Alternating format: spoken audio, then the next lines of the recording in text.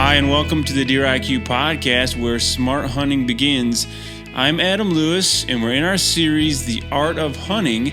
And in this episode, I'm with my friend Manni to discuss his journey with broadheads and testing them, and why selection of broadheads is more critical than most think to your bow hunting success. If you have struggled with broadhead setup and flight, have had some bad hits in the past maybe, and wonder what happened, or haven't really done the work of testing yours in a nuanced way like we talk about here today, and like you probably should, this podcast will get you thinking in the right direction. So here are the top things to look for during this episode on proper broadhead and arrow setups. What started Manni on his broadhead journey, and why do some people never even think about their broadhead setup like they should? What did he decide in the fixed versus mechanical debate, and how did he come to this very strong conclusion? What exact attributes should you look for in a broadhead, and also your arrow setup, as they both have to work well together, and this is often overlooked?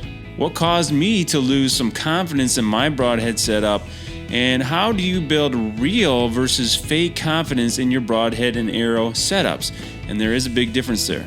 What is Manni's challenge at the end, and 3 simple rules for selecting the right setup for you? And there's a lot more in there, so let's get to the podcast and up your deer IQ.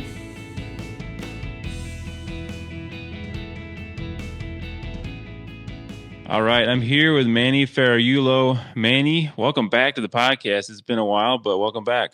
Yeah, it's been a while. Thanks for having me. Always a good time. Yeah, so if you missed some episodes last year, me and Manni talked about some public land hunting. I'll link those in the show notes. There's some really good episodes.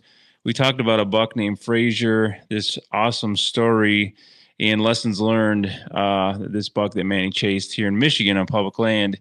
And so check that out. That was our last time. This time, though, we're getting into some details of some gear setups. And we were chatting a while back about broadheads, and we kind of exchanged some stories with that. So that's what we're going to get into today. And, you know, a lot of times it's something that I think a lot of guys overlook. If it's working, great. But if it isn't, then you kind of go down this huge rabbit hole. So we're going to get into Manni's journey with broadheads here. So first, Manni, just maybe give us a little background, the summary, your history, important stuff about you, just so I guess people know who you are a little bit. Okay. I was raised in northern Michigan, just south of the Mackinac Bridge. Pretty much nothing around. There's like 360 people in my town. So pretty small. Raised with horses and basically no boundaries. So bow hunted my whole life, always with a recurve, and killed my first deer with a recurve at 12 years old. First year I was allowed to officially go deer hunting, and nobody took me out. My dad, if you want to go, go. So I had a recurve and some arrows from a garage sale, and that's what I had. And you do the best with it. And I think December 4th, I shot my first deer. Nice. And I was a recurve hunter most of my life. I still do. There's recurves everywhere in here.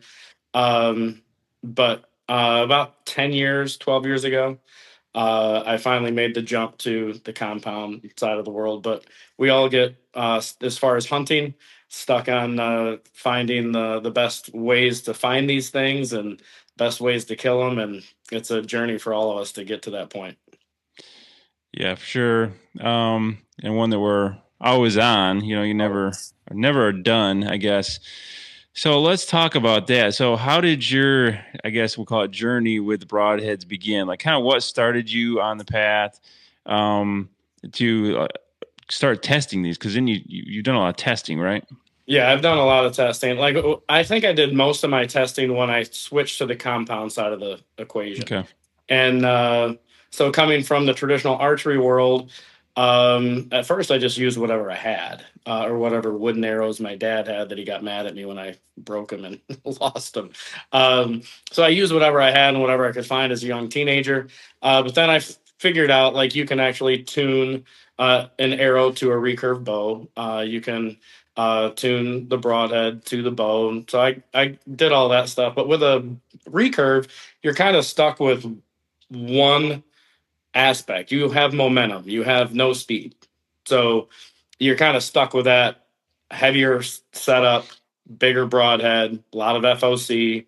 You're going to keep that deer as close as possible. Even if you can hit the target farther, you're not going to shoot it farther because the arrow takes so long to get there. The deer's moved 15 yards by the time it gets over there if you shoot too far. So all of those lessons were learned growing up. So when I switched over to the compound side of the equation, I think I got caught up in what everybody that just jumps in brand new to hunting might get caught up in. I think a lot of the sales pitches for bows or anything is like how fast they are. And how fast does your bow shoot, and how light of an arrow are you shooting? And I was never able to shoot an expandable shooting a recurve. There's no kinetic energy; it's just momentum. So I was never able to shoot an expandable. So I just whatever broadhead looked cool, I was throwing on the front of my arrow and grabbed whatever spine the chart said I was supposed to grab for my setup. And it was Fraser's brother that got me to go, there's a lot more to this, and I better figure it out. Like, as we talked before, like last year. Yeah. So I hit him in the shoulder, and it was with an expandable, a really light arrow, 70-pound bow. And I'm like, how in the world did this not just blow through it? And I think I killed it. We never found it, unfortunately, but we never got it on camera again either. And I remember when that situation ended, and that was on state land. I remember when that situation ended, I'm like, I'm figuring this out. Um, and I went to each extreme. I went to the speed side of the extreme, which obviously failed. And so then I quickly went to the other extreme where I was adding weight tubes. And if you know what weight tubes are, like they're literally a smaller arrow that you put inside of your arrow to increase the entire thing, the entire weight of your arrow. That's used a lot, like if you're hunting Cape buffalo or elephants or something. But other than that, so I even went to that extreme. And then your trajectory just falls off a cliff. And yeah, it can go through anything, but I may as well at that point shoot my recurve again. It's more fun. Mhm. So I went through all of that stuff and through like testing to try and figure out from I was basically brand new because all I knew was traditional archery. So I was figuring it all out on the fly and how to French tune a bow and tune a bow period. And I went from the Oneida bow, which is the lever bow that's like a recurve compound, to a compound. And I mean, I went through the whole gamut of everything. And I anything you could have done wrong, I'm pretty sure I did it. Um, and when you come up to a deer like Fraser or the type of deer I wanted to chase, none of us really like to take risks. Like me and you were talking about one of your hunting things this last year. I'm sure we'll get into it at some point, but um, and if I give you a broadhead that I'm comfortable and confident with, you might not be confident with it, and so you might not want to use it. Or if I give it to a recommendation to a buddy of mine, but if he doesn't go out and shoot it, if he doesn't become confident with it, and if it's not working for his specific setup or how he hunts, then we're not going to take the risk when we're hunting a specific animal or specific buck. We don't want to take the risk that when that final thing comes, we have to know our weapon. We have to know what we're hunting with. And so I don't think extremes in life are good. So the extreme. So when you're talking about archery and you're talking about arrow setup and focusing on the broadhead, but I don't think you can just focus on the broad. I think it's the whole setup. I think the broadhead's the final point of it, but it's the whole setup. Like if you go to the extreme of the heavy side of the equation, there's some pluses there. There's also some minuses, and you have to know what they are and balance those out. And then if you go to the extreme other side, extremely fast, big cut or whatever you want to do, like the other extreme isn't that great either. It has the greatest strength, greatest weakness on both sides of that spectrum. So kind of dialing it down for me, dialed it down to um, what I was comfortable doing, why I was comfortable doing it, the type of hunting that I was doing. I think all of those things come in play when you're trying to pick a broadhead and an arrow setup. Um, and how often you're going to shoot is going to be how confident you are with what you're shooting. And I think you have to have some confidence in it. But I may have gotten off track a little on some of that. But as far as No, what I I mean, ended up, go ahead. yeah, I'll just kind of say there that I think a lot of times what happens is, especially if you grew up hunting, or you had a father or grandfather got you hunting, it's kind of like this is what we do. So Yeah, here's the broadhead I use. Here's the setup. Boom. You don't think about it. You're just using it, right? And if you're kind of like you were saying, your dad's like, hey, just go out there and hunt.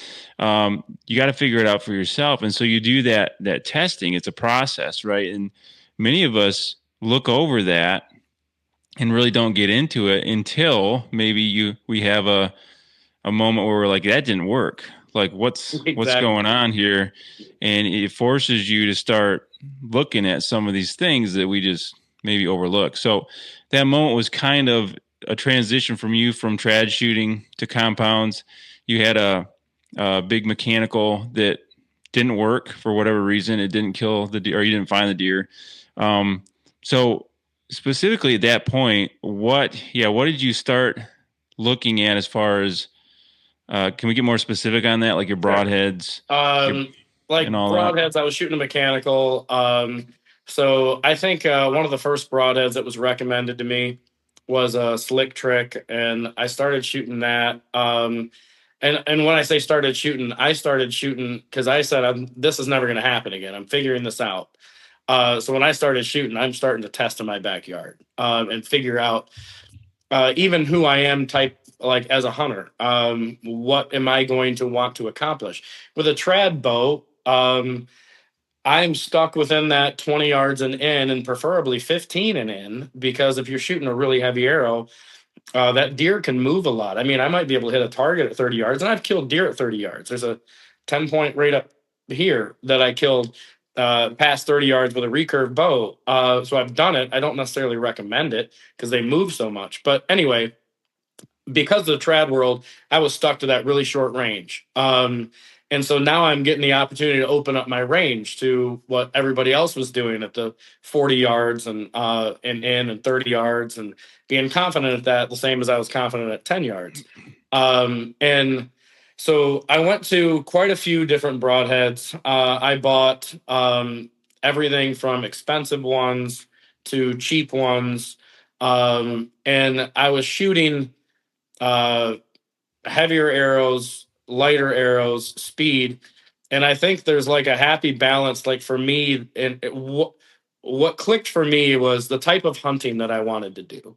Like Frazier, um, I didn't want to be able to not take a shot at a long range with him. So the heavier arrows that I was starting to shoot, and then they make complete sense. There's a lot of sense that makes that with these heavier arrows. I mean, I've got some of the broadheads here. Like this is like a 300 grain single bevel. Um, here's another big one. Like I was shooting some heavy broadheads and trying to figure it out, but my trajectory and my range, my accuracy at range was severely lacking. And then I had to range every time something was Yeah. out there, and I'm just attached to this rangefinder. I can't take a shot without it. With those heavier arrows, and I wanted those longer ranges. So the heavier arrows, I think if you're going to shoot within 30 yards, a heavy arrow works great. However, how much time can that deer move between the time that you shoot? Um, what I ended up doing is what was right with me is I shoot around 480, 485 grains. My most confident broadhead, I could go through multiple different broadheads. My most confident broadhead, it doesn't win in every category, but overall in all the categories, it does really well. I really like a Q80 Exodus. Um, I kind of ended up sticking with that one a lot. And anytime I would test a new broadhead, um, it's almost like when you're fishing, you have a confidence lure. Like that was kind of like Yeah. my confidence always going back to, I've got confidence in that one. It's going to fly right. Um, for me, accuracy is king. If I can't hit the target, why am I even out here? accuracy is king. But some people prioritize penetration. Some people prioritize a blood trail. And I think it comes down to getting into a conversation on what type of hunting you're doing. How do you select a broadhead? For me, my confidence broadhead was Q80 Exodus. I like the way I have one here. This is the one that I shot the buck with this year that we talked about, that I hit in the shoulder blade. Got one lung and he went way farther. But I don't know. The science makes sense to me if you can see it here. The tip from the time from where it screws into the arrow to where it comes to here is about as length of my field point. And then the broadheads sweep back past the arrow. So it's not sticking out there like one of these way past the arrow, increasing my spine. The closer it is to here, the spine stays normal. The farther out you go, the more dynamic your spine becomes. So that it's a 3-blade arrow. It's a cheaper arrow or broadhead, and I can line up the three blades with my vanes and get it to fly the way that I want to. That's one of my confidence broadheads. Another confidence one would be a Q80, or not Q80, but a Flichter EXT. These were surprisingly very good. I shot Montex. I mean, I could go down a list of broadheads of recommendations or not. This one I shot for a while. Flew really well. It's a big broadhead. It's a solid. It's more expensive. It's like $100 at the time when I bought these for a pack of 3. It flew really well for a really big broadhead. It was kind of loud because of how it is, but sound doesn't really matter as much to me.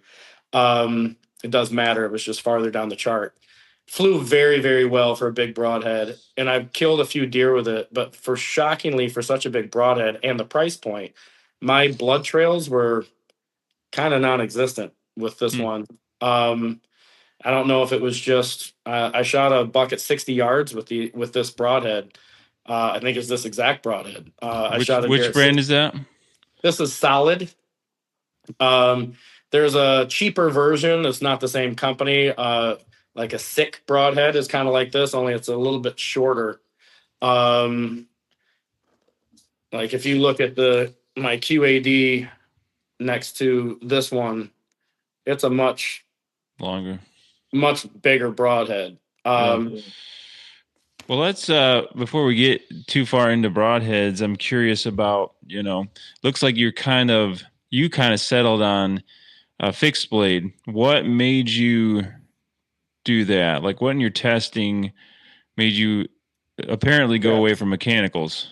Well, I had the bad experience. Every time you have a bad experience where it doesn't work, like you said, you think everything's great until it doesn't work. Right. You got confidence in it until it doesn't work. So I had a bias set in already. But when I was shooting the mechanicals, I had some of them that wouldn't open. I shot a deer. I did retrieve the deer, and it never opened. The mechanical didn't open. The deer went very, very far, obviously. But the shot placement did him in, and I did recover the deer. But when I noticed that, I was wondering why it went so far, and why there wasn't much blood, and the mechanical never opened. So that was 2 bad experiences coming into the compound world. What years were those? Because I know some people say, and I haven't tested every broadhead for sure, but that when mechanicals were first coming out, they had much more issues with them than now. I've only been shooting a compound for 10 years, 12 years, something like that. So it's not that long ago. And it was a very well-known broadhead. Like, it's the kind that everybody buys. And it just didn't open. And sometimes you have issues. Not everything can work right all the time.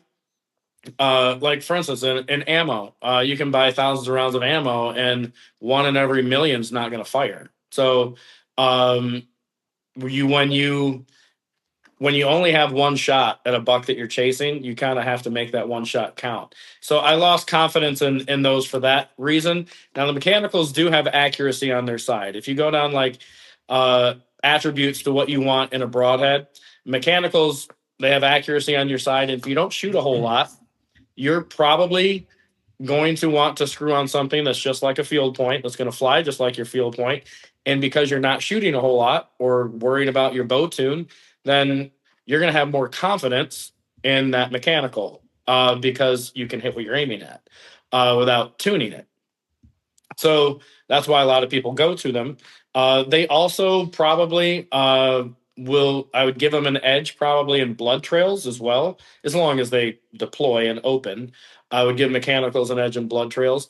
But in all the other aspects of what you want a broadhead to do, I think I would give the edge to a fixed blade. The penetration on a fixed blade is going to outdo a mechanical. It's mechanicals normally have the bigger open, and they're the bigger cut diameter, and it's just going to slow down penetration. Now, sometimes it doesn't matter depending on how you're hunting, but for the type of hunting that I like to do, I like to run and gun, carry my stand in on my back. Sometimes you're setting up in a situation that you, when the sun rises, you're like, oh, I don't have a ton of. I thought I had way more shooting lanes. I don't really have a ton of shooting lanes. So in the type of hunting that I was doing and the confidence that I had, I wanted something that when I shot it, I knew it was going to open. I knew it was going to open because it is open. Yeah. I knew it was going to penetrate. I knew it was going to go through what I wanted to go through. I knew that a lot of the mechanicals that I had, like some of them aren't, but some of them are very flimsy and they're kind of like noisy in your quiver. One of the first broadheads when I was switching from mechanicals over, and I still kind of like the broadhead, was the first one I went to, I think was a Ramcat. And a Ramcat has some of the same characteristics that this QAD does, but the Ramcat was almost like a mechanical that was already open. And it flew like a dart. I had amazing confidence in that. And then I shot a buck that was right underneath my stand, and it went through, it hit part of the spine and nicked some other bones and everything. And it came out the other side, and the buck didn't go anywhere. I got the deer. But none of the blades were left on the Ramcat. They were all gone. They're very thin blades. And I'm like, okay, well, I hit the spine. So I kept using the Ramcat. And then I shot another deer, and it went through the rib cage and out just your right behind the shoulder type of a shot. And it went through and came out and only had one blade on the other side. So the durability factor for the Ramcat kind of went down. As far as accuracy and blood trail and penetration, it does amazing. But its durability kind of lacked for me. So I was off to look for another broadhead. Well, let me jump in there to kind of tease out some of this. So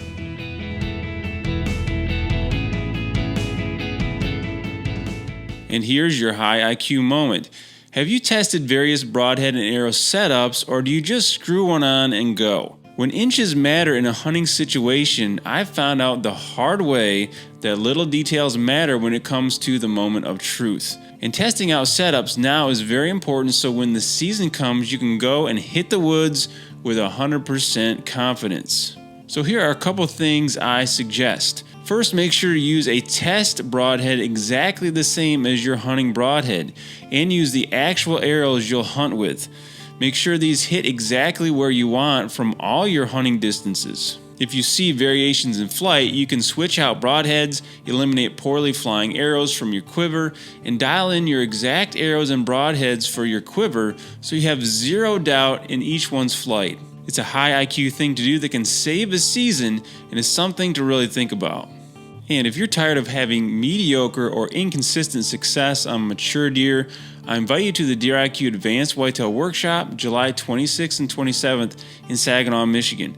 This is your last chance as registration is closing in just a few days. This is a 2-day weekend event where we go in depth into proven strategies, specific mindsets of highly successful hunters, And I teach in detail the 6-step system I use to get 84% of kills on my first hunt, and how you can apply it and do the same. It's a truly transformational experience to get the tools you need to become a deadly threat to whitetail and fill the missing pieces in your hunting game. Whether you're a new hunter or a veteran, a public land hunter or a private land hunter. Find out more and sign up below for this hands-on, minds-on experience sure to take years off your learning curve. The DRIQ Advanced Whitetail Workshop, the #1 investment you can make in your whitetail hunting future, and I really believe that. So check it out below. Okay, and now let's get back to the podcast.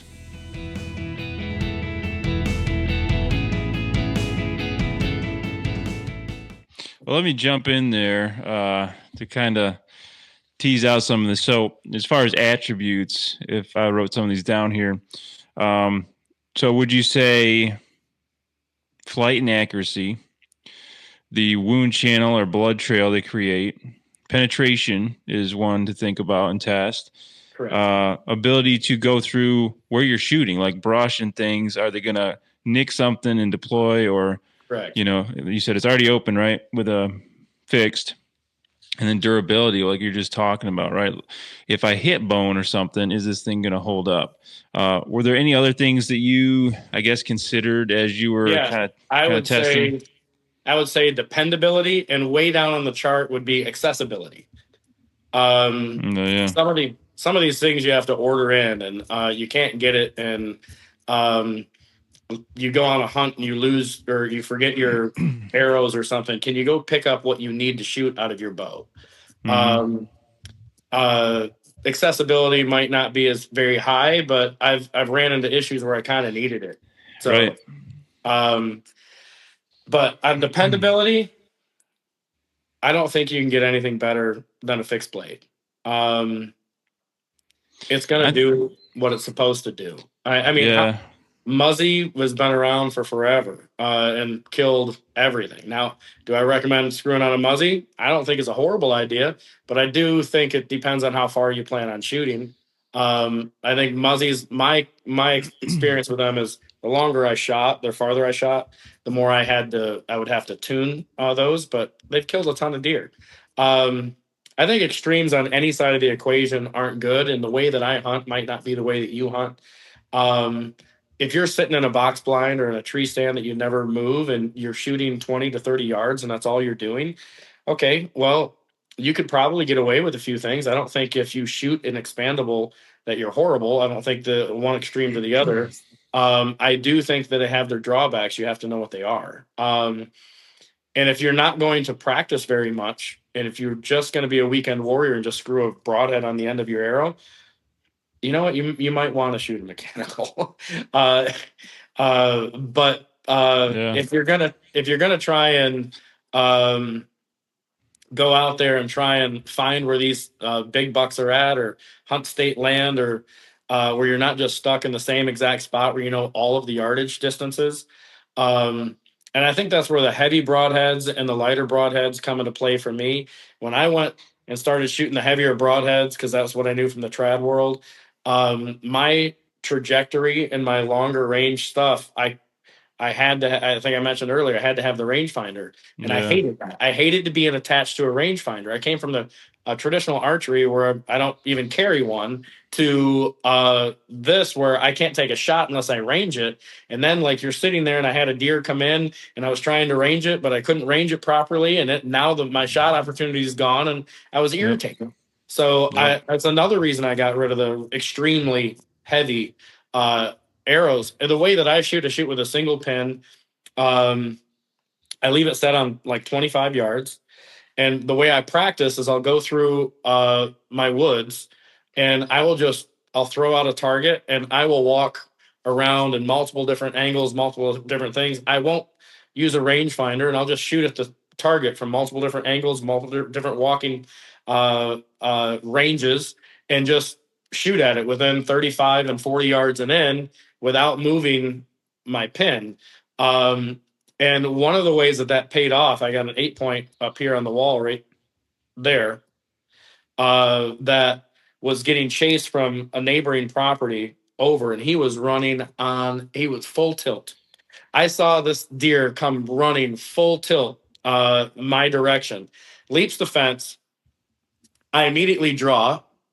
He's nowhere near close to me yet, but I know he's going to come through here. I immediately draw. He comes running through my area. I ended up having to shout at it to stop him.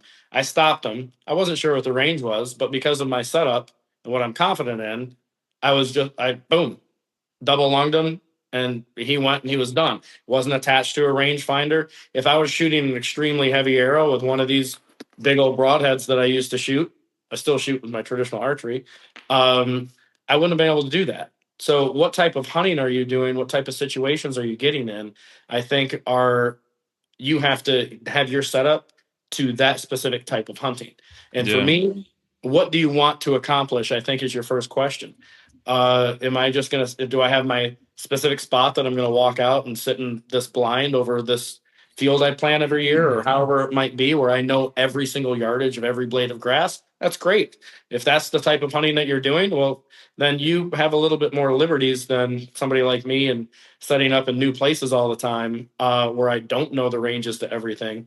So I think it's what type of hunting you're trying to do. If you're trying to shoot long range and you're shooting a really heavy arrow, even if you can hit the target, like there's a case in point of why, like from the recurve side of the equation, why I don't shoot 20 yards and beyond with a recurve. That deer can move so much. I can hit the target. If I'm practicing with a recurve, 30 yards, I can hit the target in a killing shot. Shot my whole life with a recurve. I can hit the target. But how much time has passed from the time that I twanged that Right. string to the time it's getting there with an animal that's being able to move? So now my double lung just turned into a gut shot or hit it in the shoulder or wherever because of the time. So if you Right. take that to a compound, that it might not be 25 yards for a recurve for the distance of how much that deer can move, but for a compound, how much can that deer move at 40? If you're taking that 50-yard shot and you're shooting a really heavy arrow, okay, well, now you probably shouldn't take that shot, even if you can make it, because Right. And that deer then can move too much. moving and then drop, like Yeah. you said, if you misjudge a little bit, a couple Yeah. inches drop could make a big difference. One thing that I thought of thought a lot of things when you're talking about this, but is almost like when I looked at this, and I'll share a little story here too that kind of lends itself to this conversation, but it almost seems like, and I've heard this before, like fixed blades are more shoulder friendly. Not that you want to shoot them right in the shoulder, but they're a little more friendly to bone hits. Where it's almost like if you go toward mechanical, it's almost like you want to stay away from that shoulder, and it's almost like your ribs or even guts. I've heard people just admit that, like, hey, you shoot them in the guts, you're going to get them. It's not maybe real ethical, but it's almost like though you kind of have some choices with your broadheads.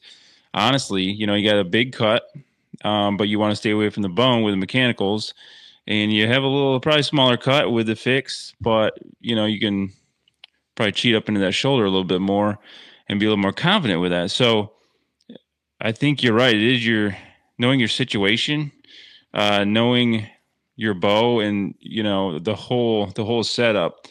And I'll just kind of share. You brought it up, so I'll bring up this story from this year. But so I've mostly hunted with fixed blades over the years. I was kind of a guy that I just used what my dad did, right? Yeah. Back in the day when I first started, he had like some Rocky Mountain. I think they were 3 blade, and they worked on the old aluminum arrows and stuff. And so over the years, I've just kind of kept the fixed blades, right? And they work for me. Well, at some point, I tried some mechanicals because I think I was getting some flight issues. I was, Yeah. you start to notice like, oh, why'd that hit there? Like it wasn't exactly where I aimed. Uh, and sometimes, you can just say, well, I was nervous or whatever. But then you're like, oh, maybe this is broadhead. So I tried some mechanicals out and had this buck come in last year. Had a kind of a tough shot, but it was close. It was like a quartering shot. Had to take him kind of high because he was down below me. And hit in such a way that, I thought it was a dead deer, right? It went through what I was pretty sure was behind his right shoulder, went through and stuck in his left shoulder. And I could see the arrow as he ran off, and he was holding his left leg up. So like through, the chest cavity, stuck in the opposite leg, usually means a dead deer, right? Yeah. Wait whatever, 30, 40 minutes, get down, search forever, never found a speck of blood. Really couldn't believe the deer didn't lay up or wasn't laying there dead, within 100 yards. Searched forever. Long story short, just kicking myself, like what happened? How, am I just missing this deer? It's laying over here and I just can't find it, type thing. And then a few days later, I know the neighbor where I hunt, and he's like, "Hey, I think that deer's in my front yard chasing a doe. Are you sure you hit it?" I'm like, "Yeah, I'm absolutely sure I hit it." He's like, "It doesn't look like anything. It doesn't look injured, nothing." I was like, "Are you sure?" He's like, "Yeah, I'm pretty sure it's that deer," because he had seen it on camera too. And then I had pictures of it. I got when I went down there later and checked another camera within a week, and I could see the mark on it. And it didn't look like a big mark. But it leaves questions in your mind. The buck was totally fine. Like didn't even phase him. But it leaves doubts in your mind of, okay, maybe it was probably poor placement by me, but did this thing open up? Did Broadhead perform like it should have or not? And you start doubting yourself. And that's the last thing you want when you walk in the woods and you do get that one shot you've been waiting for all year. You don't want to have doubts in that moment with what you're shooting. Exactly. And so those type of things get people down this path. And I guess you got to get to a point where you feel real confident with what you are shooting. And I think some of the things you point out are really good. I don't know if you want to share a story as we kind of wrap up here, but it's just knowing your bow and testing your broadheads on your bow with your arrow and all your setup. And if you get a new setup, don't assume that it's going to fly the same as it did on your other one. I think I've run into that trap before too. Not being extreme about the light and heavy stuff, like get something for your situation that works and being confident in it, knowing the drawbacks. They both have drawbacks if we go mechanical or fixed. Right. And knowing your situation, where and the style of hunting you do in your setup, knowing that stuff. Anything else, I guess, you want to add to that? I think speaking on that, on the confidence thing, I'm confident in the arrow setups and the broadheads that I use because I shoot all the time. And for me, accuracy is number one. So all of the broadheads that I have my bow tuned and I shoot all these broadheads. I have broadheads everywhere. I shoot broadheads out to 80 and 100 yards and all of them. And I shoot them with a field point. And I shoot a lot. So I'm very confident in the setups and what's flying out of my bow and all that kind of stuff. I've got a hunting buddy. He's been hunting longer than I've been alive, but he never shoots. And he's getting older and he knows who he is. So I'm sure he's going to give me crap for this, but he's getting a little bit older. And so he can't draw the same weight. And I'm like, hey, you got to listen to me. You're shooting too light of a poundage of a bow, and you can't shoot these mechanicals. Your bow, you're shooting too light of a poundage. And but he can't get away from it because he never shoots. He picks up his bow, might take a couple shots at a target before the season, goes, I'm good, and then goes and gets in a tree. And so his confidence is in the fact that this is what I've always shot, this is what I like. Right. And he never practices or tunes a setup. And so if you're like that, it's that confidence thing. You have to have confidence in what you're doing. You have to know you can hit your target. For me, that's number one. Number two for me would be penetration. And both of those things came in play. I don't know how much time we have before the next segment, but I can tell the story of the buck I shot this year, where some things went kind of wrong. But in the end, the setup worked. Yeah, let's do that. But real quick, I will add there, I think it's really important, and I've made this mistake before. I think most hunters get into this where, your confidence is in your field point, right? Correct. You're confident you're shooting your field point at the target, not shooting your broadhead in the target or shooting it a bunch. That's a 100%. real easy trap to get into. They're not the same things. And you got to make sure that you're super confident with the broadhead shooting out of your bow. But yeah, go ahead and tell your story about this year. So this year it was a pretty decent 8 point.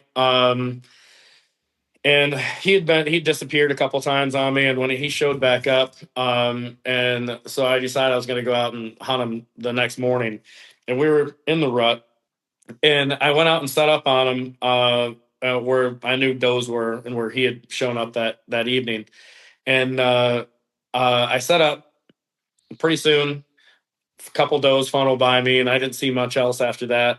And then one doe comes by me, and then out from the brush, this spike horn comes out, and then the spike looks back into the brush, and I'm still in thick stuff, but a little bit open. But he looks back like where they came from, and like looks down, and I could see the 8 point I was after stepping out, and that spike starts moseying off. And so the 8 point was coming right towards where the doe was, who was just to my left at this point. And he would have walked 15 yards in front of me, maybe 18. And he just decided at the last second he was going to chase the spike off. And so he takes a bolt and starts running. And I was already coming to full draw because he was coming here. And so he takes a bolt out over there. And so I let down, ranged him. He was right at 40 yards. And I drew back and let it fly, slightly quartering away. Thought I hit it perfect, but I could see the arrow sticking out. And I'm like, it's fine. And I gave him some time. Then picked up the blood trail. There's blood everywhere. Like, I'm like, well, he's not going to be far. I'll keep walking. I come to this hill. I'm like, well, he surely didn't go straight up that hill. It's steeper and steep. He did. And I'm like, I get to the top of it. I'm like, goodness, he's gone a lot farther. There's blood everywhere. Like, what is going on? And I'm like, all right, he's going up to this reed thicket situation. I'm going to go there. If I haven't seen his body at that point, I'm just going to back out. And so I did, but I did what we all do, and I went just a little bit farther. And then I decided, I'm like, all right, I've gone way too far for a deer that's been double lunged. Mm-hmm. So he's obviously wasn't double lunged. So I'm just going to back out. I'm going to go to work. So I went to work. That deer went I did find him. He probably went 900 yards. Went a long way. What happened when I got to the deer, it was this arrow, this Q80 Exodus. And it hit him, and it hit him in the shoulder blade farther forward than I thought. And it hit, the rise that comes out of the shoulder blade. It hit in that curve, like where it's flat and that rise and lower. And it punched through enough to go through the shoulder blade and take out the lung, but it only got the one lung. It didn't get both. So that deer went a long way. But if I would have had a different setup on here, let's say if I would have had expandable on the setup, I wouldn't have got that deer. I don't think it would have gone through it. It wouldn't have gone through that shoulder blade, and that deer would probably be running around with a sore shoulder with some metal in him. But I don't think I would have gotten that deer. If I would have gone with a really light arrow, I wouldn't have gotten that deer. However, if I didn't have the arrow and everything balanced to the type of hunting I was doing, I wouldn't have been able to shoot that distance at that deer. So it comes down to, what are you trying to do again? What type of hunting are you doing? How often are you shooting, as we just talked about, and getting confidence in that setup? And I would challenge anybody, if you're going to, even a crossbow.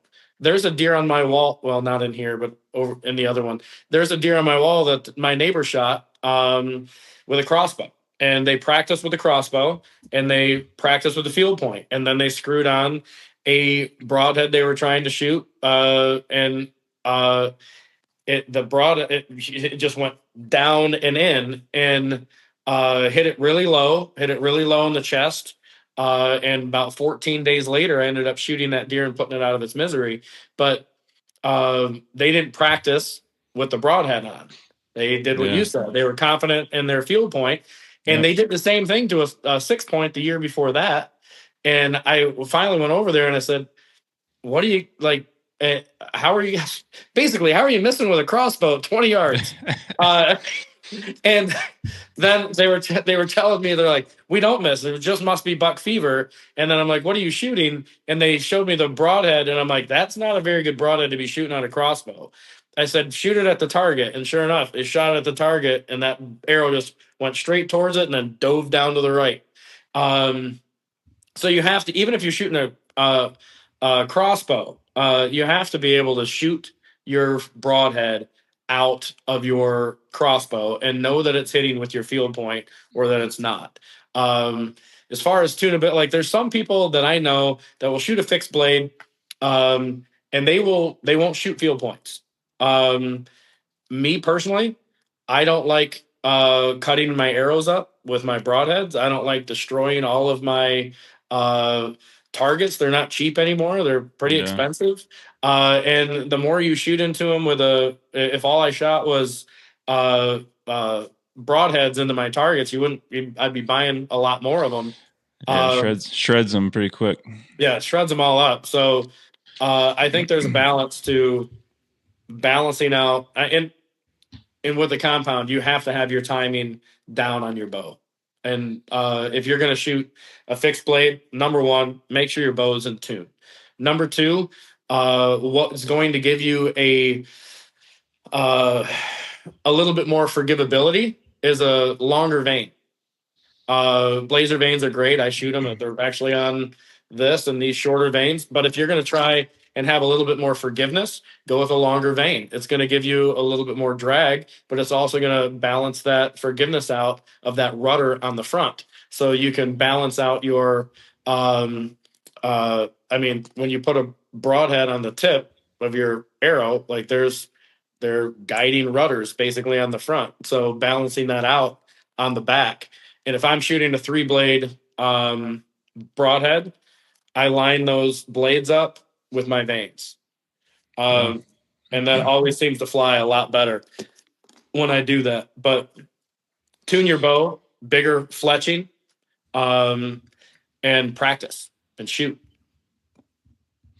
Yeah, there's a lot of stuff in there for guys to think about, Manny. We'll continue this in part 2 here and dig a little deeper into some of these things. But thanks for joining. Thanks for sharing all that. And we'll continue next time.